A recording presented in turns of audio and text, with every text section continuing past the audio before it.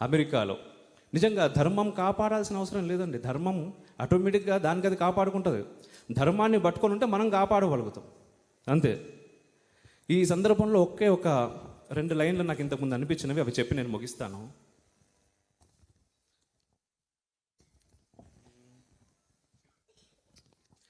భోలా శంకర భోలేనాథ, జీవనమే నీవు, మా జీవితమైనావు.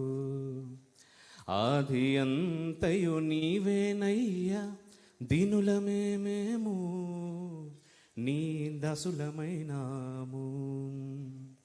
అవునని కాదని, లేదని ఉందని, నీదని నాదని, పేదని పెద్దని, శాశ్వతమే నీవు, శాశ్వతమే నీవు. కన్నులు తెరచి మూసేలోపే కథను నడిపేవు, నీ నుండి విడి నిన్నే చేరే మార్గము చూపేవు. పరమోత్తమమైన ఆత్మగా మారే దారిని చూపేవు. పరమాత్మలో మేము ఏకమయ్యే అవకాశం ఇచ్చేవు.